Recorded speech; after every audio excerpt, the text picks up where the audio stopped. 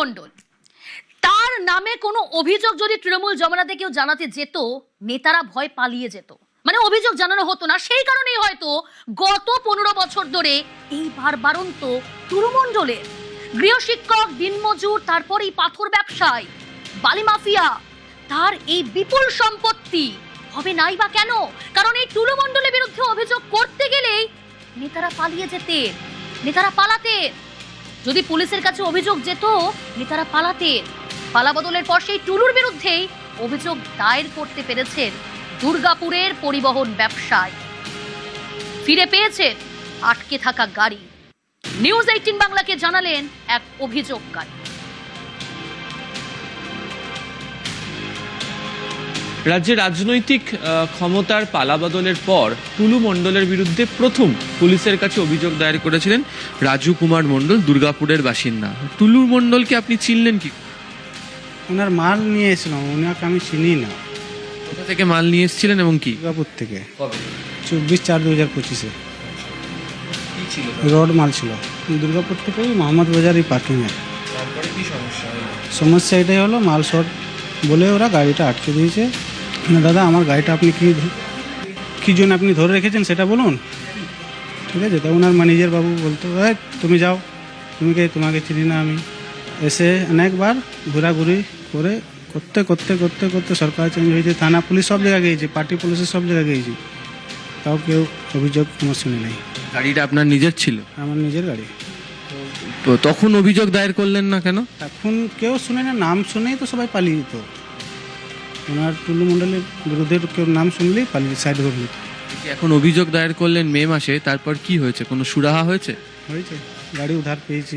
কি ধরনের ক্ষতির সম্মুখীন হতে হলো? অনেক ক্ষতি হয়েছে, গাড়িটা পুরো ক্ষতি হয়েছে। সরকার কাছে এখন না করতে গেলে আমাকে 3-3.5 লাখ টাকা শুধু ট্যাক্সের কাগজপত্র লাগে। আপনার করা অভিযোগের পর এই যে টুলুর বিরুদ্ধে এত অভিযান চলছে, সেটাকে আপনি কিভাবে দেখেন? এদেরকে আরো আগে হওয়ার উচিত ছিল। বালু মাফিয়া, পাথর মাফিয়া, এরা বলে তো এত বড় লোক হয়েছে। এরা গরিব লোককে মারতে জানে ভালো করে। কিছুটা মনে হচ্ছে রেহাই মিলে। আর এখন অবধি গাড়ি তো পেয়ে গেছি, দেখি কি হচ্ছে, এখন কিছু খুঁজে বুঝতে পারছি না। ওনারই প্রথম করা অভিযোগ পালাবদলের পর, এবং দেখাও যাচ্ছে যে বিভিন্ন জায়গাতে টুলু মণ্ডলের বিরুদ্ধে পুলিশি অভিযান চলছে।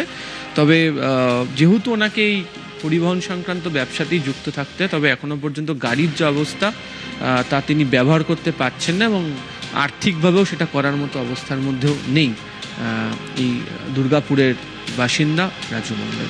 অসিত দাসের সাথে আবির ঘোষাল, নিউজ 18 বাংলা। নিউজ 18 বাংলার মেগা কভারেজ। তৃণমূল জমানার মাফিয়া রাজের পর্দাফাঁস।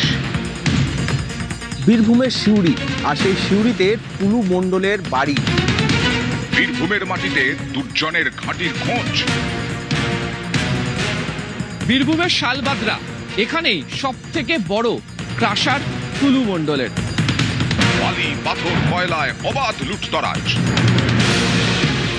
1 বছরে বীরভূমের পাথর থেকে রেভিনিউ দিয়েছেন 60 কোটি টাকা। খাদান মাফিয়া বেচে দিয়েছে বাংলার সম্পদ। আমরা 9 মে শপথ নেওয়ার পরে 1 মাসে রেভিনিউ দিয়েছি 83 কোটি টাকা।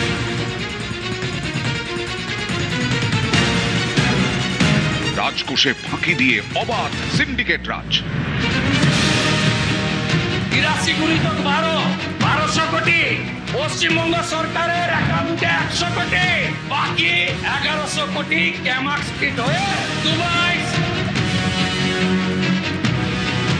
যে রাজস্ব আদায় করার যে রাস্তাটা, সেই রাস্তায় তো নেতারা লুটে পুটে খাচ্ছে। পালাবদলের বাংলায় মাফিয়া ধরো, জেলে ভরো। গোপন আস্তানায় পুলিশের হানা।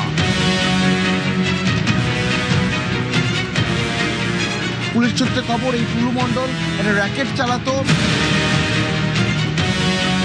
উদ্ধার তাল তাল সোনা, বেহিসেবি টাকা। এই গাড়িগুলিতে করেই কিন্তু যে টাকা বোঝায় এবং সোনা বোঝায় যে ট্যাঙ্কগুলো কালকে নিয়ে আসা হয়েছে, এরকম 6টা ট্যাঙ্ক চলে হবে আর কিছুক্ষণ পরে।